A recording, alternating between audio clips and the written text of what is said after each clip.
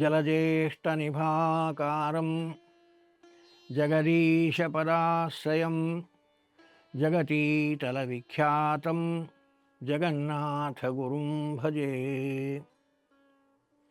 ಹರಿಕಥಾಮೃತಸಾರ ಗುರುಗಳ ಕರುಣದಿಂದಾಪನಿತು ಪೇಳುವೆ, ಪರಮ ಭಗವದ್ಭಕ್ತರಿದನಾದರದಿ ಕೇಳುವುದು.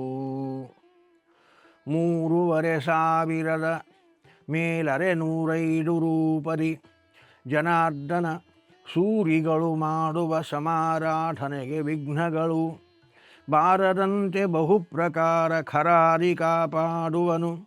ಸರ್ವ ಶರೀರದೊಳಗಿದ್ದು ಅವರವರ ಪೆಸರಿಂದ ಕರೆಸುತ್ತಲೀ. ಪಿತೃಗಣ ಸಂಧಿಯ 7ನೆಯ ಪದ್ಯದ ಚಿಂತನೆಯಲ್ಲಿ ನಾವಿದ್ದೇವೆ. ಒಟ್ಟು ಸಮಗ್ರವಾಗಿ ಜನಾರ್ದನನ ಸಮಾರಾಧನೆ ಇದು ಅಂತ ಭಾವಿಸಿ ಎಲ್ಲ ಕಡೆಯಲ್ಲಿ ಜನಾರ್ದನ ತಾನಿದ್ದು ಪೂಜೆಗೊಳ್ಳುತ್ತಾ ಇದ್ದಾನೆ ಅನ್ನುವ ಅನುಸಂಧಾನ ಮಾಡಬೇಕು ಅನ್ನುವ ಚಿಂತನೆಯನ್ನು ಹಿಂದಿನ ಪದ್ಯದಲ್ಲಿ ಕೊಟ್ಟು, ಜನಾರ್ದನ ಇಲ್ಲಿ ಪೂಜೆಗೊಳ್ಳುತ್ತಾನೆ ಮಾತ್ರವಲ್ಲ, ಅವನು ಮಾಡುವ ಸಮಾರಾಧನೆಯನ್ನು ಸ್ವೀಕರಿಸಿ ಆ ಸಮಾರಾಧನೆಗೆ ಬರುವ ವಿಘ್ನಗಳನ್ನೆಲ್ಲ ಪರಿಹಾರ ಮಾಡುತ್ತಾನೆ, ಪರಿಹಾರ ಮಾಡಿ ರಕ್ಷಣೆ ಮಾಡುತ್ತಾನೆ ಅನ್ನುವ ಅನುಸಂಧಾನವನ್ನು ಇಲ್ಲಿ ಜನಾರ್ದನ ಶಬ್ದದ ವಿಶೇಷ ಸಂಖ್ಯೆಗಳನ್ನು ಹೇಳ್ತಾ ಚಿಂತನೆಯನ್ನು ಕೊಡುತ್ತಾರೆ ದಾಸರಾಯರು. ಜನಾರ್ದನ ಅಂದರೆ ಆ ಅಕ್ಷರ ಸಂಖ್ಯೆಯಿಂದ ರೂಪಗಳನ್ನು ತಿಳಿಯಬೇಕು ಅಂತಾರೆ.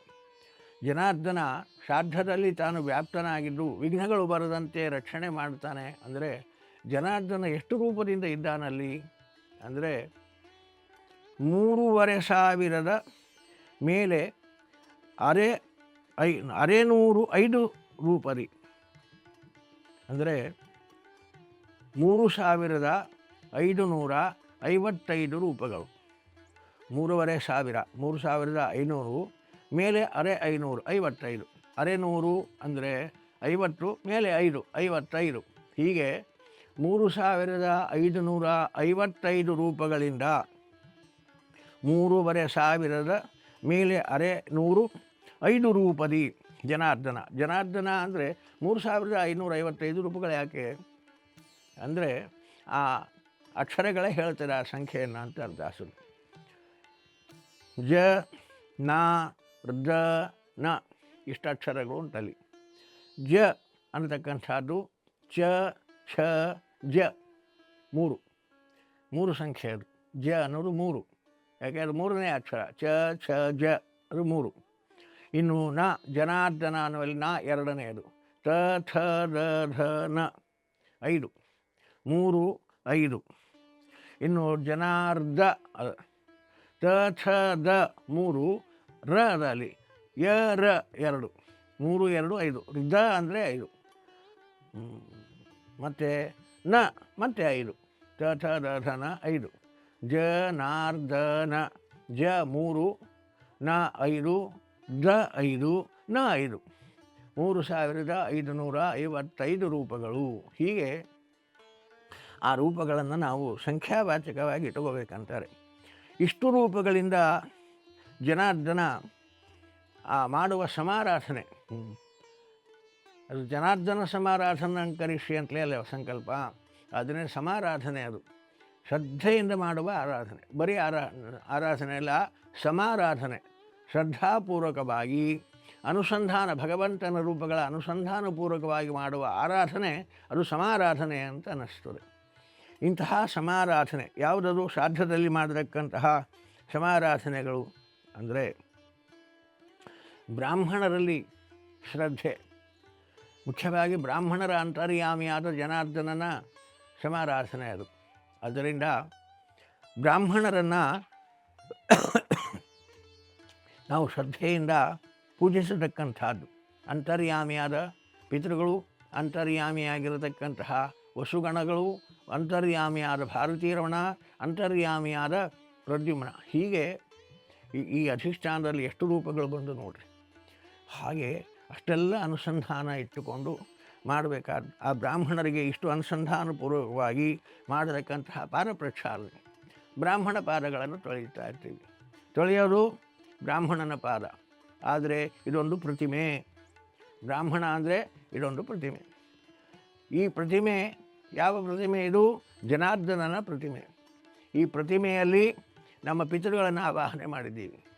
ಪಿತೃಗಳ ಆವಾಹನೆ ಅಂದರೆ ಪಿತೃಗಳ ಜೊತೆಯಲ್ಲಿ ವಸುದೇವತೆಗಳಿದ್ದಾರೆ. ಆ ದೇವತೆಗಳ ಅಂತರ್ಯಾಮಿಯಾಗಿ ಮುಖ್ಯ ಪ್ರಾಣನಿದ್ದಾನೆ. ಅವರ ಅಂತರ್ಯಾಮಿ ಪ್ರದ್ಯುಮ್ನನಿದ್ದಾನೆ, ಅವನೇ ಜನಾರ್ದನ. ಹೀಗೆ ಇಷ್ಟು ಅನುಸಂಧಾನ ಅವನ ಪಾದ ಪ್ರಕ್ಷಾಲನೆ ಮಾಡುವಾಗ ಜನಾರ್ದನನ ಪಾದಗಳನ್ನು ತೊಳೆಯುತ್ತಾ ಇದ್ದೇನೆ. ಇಷ್ಟು ದೇವತೆಗಳ ಅಂತರ್ಯಾಮಿಯಾಗಿ ಜನಾರ್ದನ ಪ್ರದ್ಯುಮ್ನ ಅಲ್ಲಿ ಇದ್ದಾನೆ, ಇದು ಅವನ ಪಾದ ಪ್ರಕ್ಷಾಲನೆ. ಈಗ ನಾವು ದೇವ್ರ ಪೂಜೆ ಅಂತ ಮಾಡ್ತೇವೆ. ದೇವ್ರ ಪೂಜೆಯಲ್ಲಿ ಶಾಲೆಗ್ರಾಮ ಪ್ರತಿಮೆಗಳನ್ನು ಇಟ್ಟುಕೊಂಡಿರ್ತೀವಿ. ಪ್ರತಿಮೆಗಳೇ ದೇವರಲ್ಲ, ಪ್ರತಿಮೆಗಳಲ್ಲಿ ದೇವರಿದ್ದಾನೆ. ಅಲ್ಲಿ ಅಂತರ್ಯಾಮಿಯಾಗಿ ಆ ಆಕಾರದಿಂದ ಭಗವಂತನಿದ್ದಾನೆ ಅನ್ನೋ ಚಿಂತನೆ ಮನಸ್ಸಿಗೆ ಬರುವುದಕ್ಕೋಸ್ಕರವಾಗಿ ಪ್ರತಿಮೆಗಳಷ್ಟೇ, ಪ್ರತಿಮೆಯೇ ದೇವರಲ್ಲ. ಹಾಗೆ ಇಲ್ಲಿ ಬ್ರಾಹ್ಮಣನ ಪಾದ ಪ್ರಕ್ಷಾಲನೆ ಮಾಡುತ್ತಾ ಇದ್ದೇವೆ ಅಂದರೆ ಬ್ರಾಹ್ಮಣ ಒಂದು ಪ್ರತಿಮೆ. ಇದು ಚೇತನ ಪ್ರತಿಮೆ, ಅದು ಅಚೇತನ ಪ್ರತಿಮೆ. ಇದು ಚೇತನ ಪ್ರತಿಮೆ.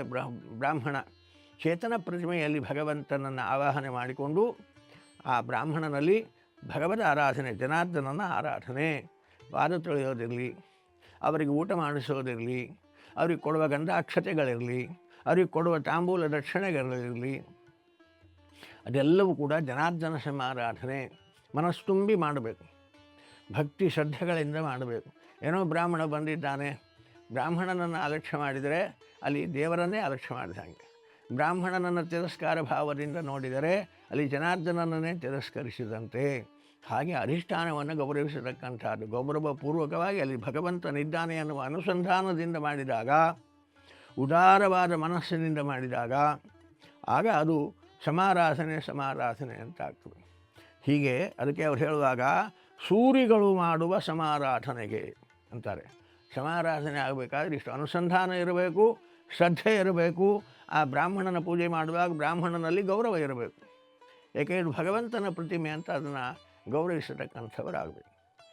ಆದ್ದರಿಂದ ದಾಸರು ಹೇಳುವಾಗ ಸೂರಿಗಳು ಮಾಡುವ ಅಂತಾರೆ. ಸೂರಿಗಳು ಅಂದರೆ ಜ್ಞಾನಿಗಳು. ಜ್ಞಾನಿಗಳು ಅಂದರೆ ಭಗವಂತನನ್ನು ಈ ರೀತಿಯಾಗಿ ತಿಳಿದು ಅನುಸಂಧಾನಪೂರ್ವಕವಾಗಿ ಸಮಾರಾಧನೆ ಮಾಡತಕ್ಕಂಥವ್ರು. ಜ್ಞಾನ ಇಲ್ಲ ಅಂದರೆ ಸೂರ್ಯ ಆಗಲಾರಲ್ಲ ಅವನು. ಹೀಗೆ ಶ್ರಾದ್ದ ಮಾಡತಕ್ಕಂಥವರು ಈ ಜ್ಞಾನ ಇಟ್ಟುಕೊಂಡು ಜ್ಞಾನಿಗಳಾಗಿ ಇದನ್ನು ಮಾಡಿ ಆವಾಗ ಅದು ಸಮಾರಾಧನೆ ಆಗ್ತದೆ. ಹೀಗೆ ಮಾಡುವ ಜನಾರ್ದನನ ಸಮಾರಾಧನೆಯಲ್ಲಿ ಭಗವಂತ ಬರೇ ಪೂಜೆಗೊಳ್ಳಲ್ಲ, 3555 ರೂಪಗಳಿಂದ ಇದ್ದಾನಲ್ಲಿ ಜನಾರ್ದನನಾಗಿ. ಅಲ್ಲಿ 96 ರೂಪಗಳನ್ನು ಹೇಳಿದರು, ಇಲ್ಲಿ ಜನಾರ್ದನನ 3555 ರೂಪಗಳನ್ನು ಹೇಳ್ತಾರೆ. ಇಷ್ಟು ಸಂಖ್ಯೆಯಿಂದ ಭಗವಂತ ಈ ರೂಪಗಳಿಂದ ಅಲ್ಲಿ ಇದ್ದು ಏನು ಮಾಡ್ತಾನೆ? ವಿಘ್ನಗಳು ಬಾರದಂತೆ, ಆ ಶ್ರಾದ್ದದಲ್ಲಿ ಯಾವ ವಿಘ್ನ ಬರದಂತೆ ರಕ್ಷಣೆ ಮಾಡ್ತಾನೆ. ಅನೇಕ ವಿಘ್ನಗಳು ಬರಲಿಕ್ಕೆ ಅವಕಾಶ ಇರ್ತದೆ. ಆದ್ದರಿಂದ ಅಂತಹ ಯಾವ ವಿಘ್ನಗಳು ಕೂಡ ಶ್ರಾದ್ದದಲ್ಲಿ ಬರದಂತೆ, ಸಮಾರಾಧನೆಗೆ ವಿಘ್ನಗಳು ಬಾರದಂತೆ ಬಹುಪ್ರಕಾರ ಅನೇಕ ಪ್ರಕಾರದ ವಿಘ್ನಗಳು ಬರಲಿಕ್ಕೆ ಸಾಧ್ಯತೆ ಇರುತ್ತದೆ. ಆ ಯಾವ ಥರದ ವಿಘ್ನಗಳು ಕೂಡ ದೈಹಿಕವಾಗಿ ಕಾಲಿಕವಾಗಿ ಸ್ಪೃಷ್ಟಾಸ್ಪೃಷ್ಟವಾಗಿ ಅನ್ಯರಿಂದ, ಅಡುಗೆಯವನಿಂದ, ಭೋಕ್ತಾರನಿಂದ ಬೇರೆ ಅಡೆತಡೆಗಳು ಬರಲಿಕ್ಕೆ ಸಾಧ್ಯ ಇರ್ತದೆ. ಯಾವ ಬ್ರಾಹ್ಮಣನಿಗೆ ನಾವು ಆಮಂತ್ರಿಸಿದ್ದೇವೋ ಅವರಿಗೆ ಬರಲಿಕ್ಕೆ ಏನೋ ಅನಾನುಕೂಲ ಆಗ್ಬೋದು. ಅಡುಗೆ ಮಾಡುವವನಿಗೆ ಅಡುಗೆಗೆ ಏನೋ ಅನಾನುಕೂಲ ಆಗಬಹುದು. ಅಡುಗೆ ಪದಾರ್ಥದಲ್ಲಿ ಹೆಚ್ಚೋ ಕಡಿಮೆಯಾಗಿ ಅದೇನೋ ಅವ್ಯವಸ್ಥೆ ಆಗಬಹುದು. ಅಥವಾ ನಮಗೆ ದೈಹಿಕವಾಗಿ ಯಾವುದೋ ಅವ್ಯವಸ್ಥೆಯಾಗಿ ನಮಗೆ ವಿಘ್ನ ಬರಬಹುದು. ಮಾಡುವಾಗ ಸ್ಪೃಷ್ಟಾಸ್ಪೃಷ್ಟ ದೋಷಗಳಾಗಬಹುದು. ಹೀಗೆ ಸಾಧ್ಯಕ್ಕೆ ಅನೇಕ ಥರದಿಂದ ವಿಘ್ನಗಳು ಬರಲಿಕ್ಕೆ ಅವಕಾಶ ಇರ್ತದೆ. ಅಂತಹ ಬಹುಪ್ರಕಾರ ವಿಘ್ನ ಬಾರದಂತೆ, ಯಾವ ಪ್ರಕಾರದಿಂದಲೂ ಕೂಡ ವಿಘ್ನ ಬರದಂತೆ ಅದಕ್ಕೆ ಜನಾರ್ದನ ಬಹುಪ್ರಕಾರ ಅಂದರೆ 3555 ರೂಪಗಳಿಂದ ಇದ್ದಾನೆ. ಬಹುಪ್ರಕಾರದಿಂದ ಇದ್ದು ಬಹುಪ್ರಕಾರದ ವಿಘ್ನಗಳು, ಹಾಗೆ ಅದನ್ನು ಎರಡು ಕಡೆ ಅನ್ವಯ ಮಾಡಿಕೋಬೇಕು. ಹೀಗೆ ಬಹುಪ್ರಕಾರದ ರೂಪಗಳಿಂದ ತಾನಿದ್ದು ಬಹುಪ್ರಕಾರದ ಈ ಯಾವ ವಿಘ್ನವೂ ಕೂಡ ನಮ್ಮ ಸಮೀಪಕ್ಕೆ ಬರದಂತೆ ಮತ್ತೊಂದು ಹೆಸರು ಹೇಳ್ತಾರೆ ಇಲ್ಲಿ, ಖರಾರಿ ಕಾಪಾಡುವನು ಅಂತಾರೆ. ಖರಾರಿ ಅಂದರೆ ರಾಮಚಂದ್ರ. ಖರಾಸುರ ಅಂತ ಒಬ್ಬ, ಇವನು ರಾಮಾಯಣದಲ್ಲಿ ಬರ್ತಾನೆ, ಖರಾಸುರ ಅಂತ. ಶೂರ್ಪನಖಿ ತಾನು ಪತಿಯನ್ನು ಅನ್ವೇಷಣೆ ಮಾಡ್ತಾ ಹೊರಟಿರ್ತಾಳೆ. ಕಾರಣ, ಈ ಶೂರ್ಪನಖಿ ರಾವಣನ ಸಹೋದರಿ. ಒಂದು ಸಲ ರಾವಣ ಯುದ್ಧಕ್ಕೆ ಹೋದಾಗ ಉನ್ಮತ್ತನಾಗಿ ಮೈಮೇಲೆ ಎಚ್ಚರ ತಪ್ಪಿ ಹೋರಾಡುತ್ತಾ ತನ್ನ ತಂಗಿಯ ಗಂಡನನ್ನು ತಾನೇ ಸಂಹಾರ ಮಾಡಿಬಿಡ್ತಾನೆ. ಮನೆಗೆ ಬರುವಾಗ ಶೂರ್ಪನಖಿ ಅಳ್ತಾಳೆ, ನನ್ನ ಗಂಡನನ್ನು ನಿನ್ನ ಕೈಯಾರೆ ಸಂಹಾರ ಮಾಡಿಬಿಟ್ಟಲ್ಲ, ನನಗೆ ವೈಷವ್ಯ ತಂದು ಏನು ಹೇಳಬೇಕು ನಿನಗೆ ಅಂತ ರಾವಣನನ್ನು ನಿಂದೆ ಮಾಡಿದಾಗ ರಾವಣ ಅಂದ, ಅದಕ್ಕೆ ಯಾಕೆ ಚಿಂತೆ ಮಾಡ್ತಿ, ಇನ್ನೊಂದು ಮದುವೆ ಮಾಡಿಕೊ. ನೋಡಿರಿ, ಎರಡನೇ ವಿವಾಹ ಇದನ್ನು ಮೊದಲು ಪ್ರೋತ್ಸಾಹಿಸಿರುವ ನಮ್ಮ ದೇಶದಲ್ಲಿ ರಾವಣ. ದ್ವಿತೀಯ ವಿವಾಹ, ಪುನರ್ವಿವಾಹ, ಸ್ತ್ರೀಯರಿಗೆ ವೈಧವ್ಯ ಬಂದ ನಂತರದಲ್ಲಿ ಪುನರ್ವಿವಾಹವನ್ನು ನಮ್ಮ ದೇಶದಲ್ಲಿ ಘೋಷಿಸಿರುವ ಮೊದಲನೆಯವ ರಾವಣ ನಮ್ಮ ದೇಶದಲ್ಲಿ. ಇನ್ನೊಂದು ವಿವಾಹ ಮಾಡಿಕೊ, ಅದಕ್ಕೆ ಯಾಕೆ ಚಿಂತೆ ಮಾಡ್ತಿ ಅಂತ, ನಿನಗೆ ಯಾರು ಬೇಕೋ ಹುಡುಕೊಂಬ, ಅಂಥವನನ್ನು ತಂದು ನಿನಗೆ ವಿವಾಹ ಮಾಡ್ತಾನೆ ಅಂತ ರಾವಣ ತನ್ನ ತಂಗಿಯನ್ನು ಕಳಿಸಿದ. ನಿನ್ನ ಪತಿಯನ್ನು ನೀನು ಹುಡುಕೊಂಬ ಅಂತ. ಅವಳು ಹೋಗುವಾಗ ಅವಳ ಹಿಂದೆ ಅಂಗರಕ್ಷಕರನ್ನಾಗಿ 14,000 ಸೈನ್ಯವನ್ನು ಕಳಿಸ್ತಾನೆ. ಆ ಸೈನ್ಯದಲ್ಲಿ ಖರ ದೂಷಣ ಅನ್ನತಕ್ಕಂತಹ ಸೈನ್ಯಕ್ಕೆ ನಿಯಾಮಕರು, ಸೇನಾಪತಿಗಳು ಇಬ್ಬರು, ಅವರೇ ಖರದೂಷಣರು ಅಂತ. 14,000 ಸೈನ್ಯದ ಮುಖಂಡರವರು ಖರ ದೂಷಣ ಅಂತ. ಈ ಖರನನ್ನು ಸಂಹಾರ ಮಾಡ್ತಾನೆ ರಾಮಚಂದ್ರ. ಯಾಕಂದರೆ ಶೂರ್ಪನಖಿ ರಾಮನನ್ನು ಬಯಸ್ತಾಳೆ. ರಾಮನನ್ನು ಬಯಸಿದಾಗ ರಾಮ ಲಕ್ಷ್ಮಣನಿಗೆ ಸಂಕೇತ ಕೊಟ್ಟು ಅವಳ ಮೂಗು ಕಿವಿಗಳನ್ನು ಕತ್ತರಿಸ್ತಾನೆ. ಕಾರಣ ಏನು? ಬಯಸಿ ಬಂದರೆ ವಿವಾಹ ಮಾಡ್ಕೋಬೇಕಲ್ವ, ಮೂಗು ಕಿವಿ ಯಾಕೆ ಕತ್ತರಿಸ್ಬೇಕಂದ್ರೆ ವಿಧವಾ ವಿವಾಹವನ್ನು ಖಂಡಿಸಿರುವ ರಾಮಚಂದ್ರ, ವಿಧವಾ ವಿವಾಹವನ್ನು ಪ್ರೋತ್ಸಾಹಿಸಿರುವ ರಾವಣ, ವಿಧವಾ ವಿವಾಹವನ್ನು ಖಂಡಿಸಿರುವ ರಾವಣ. ಇವಳು ಈ ಸೌಂದರ್ಯದಿಂದ ಮತ್ತೊಂದು ವಿವಾಹ ಆಗಬೇಕಂದ್ರೆ ಸುಂದರ ರೂಪದಿಂದ ಬಂದಿದ್ದಾಳಲ್ವ. ಕಾರಣ, ಈ ಸೌಂದರ್ಯಕ್ಕೆ ಕಾರಣವಾದ ಮೂಗು ಕಿವಿಗಳನ್ನೇ ಕತ್ತರಿಸಿ ಪುನರ್ವಿವಾಹ ಸಲ್ಲದು ಅನ್ನುವುದನ್ನು ಸಂದೇಶ ಕೊಡ್ತಾ ಆ ಕಿವಿ ಮೂಗುಗಳನ್ನು ಕತ್ತರಿಸಿದ ಉದ್ದೇಶ ಅದು ಲಕ್ಷ್ಮಣನ ಕಡೆಯಿಂದ.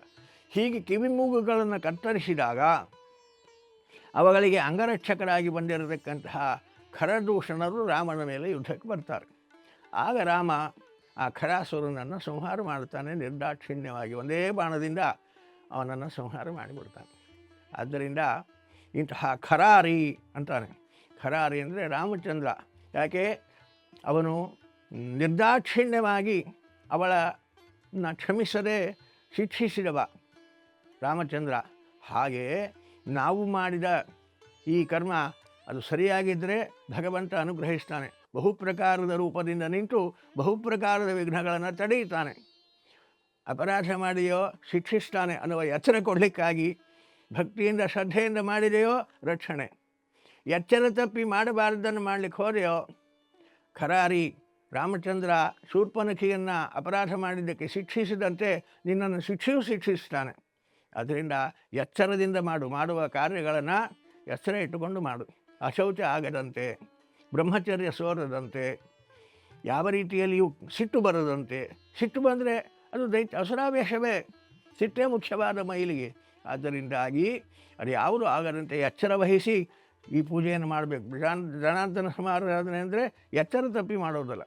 ಎಚ್ಚರ ತಪ್ಪಿ ಯಾವುದೇ ಕೆಲಸವನ್ನು ಮಾಡಿದರೆ ರಾಮಚಂದ್ರ ನಿರ್ದಾಕ್ಷಿಣ್ಯವಾಗಿ ಸಂಹಾರ ಮಾಡ್ತಾನೆ, ಶಿಕ್ಷಿಸ್ತಾನೆ. ಆದ್ದರಿಂದ ಖರಾರಿ ಎನ್ನುವ ಶಬ್ದವನ್ನು ಅಲ್ಲಿಟ್ಟು ರಾಮಚಂದ್ರ ನಿರ್ದಾಕ್ಷಿಣ್ಯವಾಗಿ ಶಿಕ್ಷೆ ಕೊಡ್ತಾನೆ, ಯಾರೇ ಇರಲಿ. ಅಪರಾಧ ಮಾಡಿದರೆ ನಿರ್ದಾಕ್ಷಿಣ್ಯವಾದ ಶಿಕ್ಷೆ. ಹಾಗೆ ಖರಾರಿ ಕಾಪಾಡುವನು. ನೀನು ಈ ರೀತಿಯಾಗಿ ಸಮಾರಾಧನೆಯನ್ನು ಶ್ರದ್ಧೆಯಿಂದ ಮಾಡಿದರೆ ಕಾಪಾಡುತ್ತಾನೆ. ಎಚ್ಚರ ತಪ್ಪಿ ಮಾಡಿದೆಯೋ ಶಿಕ್ಷಿಸ್ತಾನೆ ಅನ್ನುವ ಎಚ್ಚರಿಕೆಗೋಸ್ಕರವಾಗಿ ಆ ಖರಾರಿ ಎನ್ನುವ ಶಬ್ದವನ್ನು ಇಟ್ಟಿದ್ದಾರೆ. ಸರ್ವ ಶರೀರದೊಳಗೆ ಇದ್ದು, ಹಾಗೆ ಶ್ರಾದ್ದ ಮಾಡುವಲ್ಲಿ ಸರ್ವ ಶರೀರದೊಳಗೆ ಇದ್ದು. ಸರ್ವ ಶರೀರ ಅಂದರೆ ಶ್ರಾದ್ದ ಮಾಡುವ ಕರ್ತನ ಶರೀರದಲ್ಲಿ, ಶ್ರಾದ್ದಕ್ಕಾಗಿ ಆಮಂತ್ರಿತರಾಗಿ ಭೋಜನಕ್ಕಾಗಿ ಬಂದ ಭೋಜನ ಮಾಡುವ ಬ್ರಾಹ್ಮಣರಲ್ಲಿ, ಬ್ರಾಹ್ಮಣರಿಗೆ ಊಟ ಬಡಿಸುವ ವ್ಯಕ್ತಿಗಳಲ್ಲಿ, ಅಡುಗೆ ಮಾಡುವವರ ಶರೀರದಲ್ಲಿ, ಮತ್ತು ಬೇರೆ ರೀತಿಯಲ್ಲಿ ಅಲ್ಲಿ ಕೆಲಸ ಮಾಡುವ, ಅದಕ್ಕೆ ಸಹಕರಿಸುವ ಏನು ಸೇವಕರಿದ್ದಾರೆ ಆ ಸೇವಕರಲ್ಲಿ. ಹೀಗೆ ಪ್ರತಿಯೊಬ್ಬರ ಶರೀರದಲ್ಲಿಯೂ ಕೂಡ ಜನಾರ್ದನ ತಾನೇ ಇದ್ದು ಆ ವ್ಯಾಪಾರವನ್ನು ಮಾಡ್ತಾನೆ. ಅವರ ಶರೀರದಲ್ಲಿದ್ದು ಮಾಡುವವನು ಅವನೇ, ಕರ್ತಾನ ಶರೀರದಲ್ಲಿದ್ದು ಆ ಸಮಾರಾಧನೆ ಮಾಡುವವನು ಅವನೇ, ಭೋಕ್ತಾನ ಶರೀರದಲ್ಲಿ ಭೋಜನ ಮಾಡುವವನು ಅವನೇ, ಅವರಿಗೆ ಅಡಿಗೆ ಬಡಿಸುವವರಲ್ಲಿ ಬಡಿಸುವವನಾಗಿದ್ದವನು ತಾನೇ, ಅಡಿಗೆ ಮಾಡುವವನಲ್ಲಿ ತಾನಿದ್ದು ಅಡಿಗೆ ಮಾಡುವವನು ಅವನೇ. ಹೀಗೆ ಸರ್ವ ಶರೀರಗಳಲ್ಲಿ ಇದ್ದು ಹೇಗಿದ್ದು ಅವರವರ ಪೆಸರಿನಿಂದ ಭೋಜನ ಮಾಡುವ ಬ್ರಾಹ್ಮಣನಲ್ಲಿ ಭೋಕ್ತ ಅನಿಸಿಕೊತಾನೆ, ಅಡಿಗೆ ಮಾಡುವವನಲ್ಲಿ ಪಾಚಕ ಅನಿಸಿಕೊತಾನೆ, ಮಾಡುವ ಯಜಮಾನನಲ್ಲಿ ಕರ್ತ ಅನಿಸಿಕೊತಾನೆ, ಬಡಿಸುವವರು ಮೊದಲಾದ ಸೇವಕರಲ್ಲಿ ಸೇವಕ ಅನಿಸಿಕೊತಾನೆ. ಹೀಗೆ ಆಯಾ ಹೆಸರಿನಿಂದ ಭಗವಂತ ತಾನೇ ಕರೆಸಿಕೊಂಡು ಆ ಶರೀರದಲ್ಲಿದ್ದು ಎಲ್ಲ ಕೆಲಸಗಳನ್ನು ತಾನೇ ಮಾಡಿ ಯಾವ ವಿಘ್ನಗಳು ಬರದಂತೆ ಬಹುಪ್ರಕಾರದಿಂದ ರಕ್ಷಣೆಯನ್ನು ಮಾಡ್ತಾನೆ ಜನಾರ್ದನ. ಅದಕ್ಕಾಗಿ 3555 ರೂಪಗಳನ್ನು ಸ್ವೀಕಾರ ಮಾಡಿ ರಕ್ಷಣೆ ಮಾಡ್ತಾನೆ ಎನ್ನುವ ಚಿಂತನೆಯನ್ನು, ಜನಾರ್ದನನ ಚಿಂತನೆಯನ್ನು ಈ ಪದ್ಯದಲ್ಲಿ ನಮಗೆ ವಿಶೇಷವಾಗಿ ಕೊಡ್ತಾ ಇದ್ದಾರೆ. ಮುಂದೆ ಮಂತ್ರ ಮಧ್ಯೆ ಕ್ರಿಯಾ ಮಧ್ಯೆ ಭಗವಂತನನ್ನು ಸ್ಮರಣೆ ಮಾಡಬೇಕು ಅಂತ ಹೇಳಿದ್ದೀನಿ. ಯಾವ ರೀತಿ ಸ್ಮರಣೆ ಮಾಡಬೇಕು ಅದನ್ನು ಜಗನ್ನಾಥದಾಸರೇ ಚಿಂತನೆಗೆ ಕೊಡ್ತಾರೆ. ನಾಳೆ ಮತ್ತೆ ಆ ಚಿಂತನೆಯನ್ನು ಮುಂದುವರಿಸೋಣ. ಮಧ್ವೇಶಾರ್ಪಣಮಸ್ತು. ವಿಶ್ವ ಪ್ಲಸ್, ಜನಹಿತಕ್ಕಿದು ಜ್ಞಾನದ ಜಾಲ.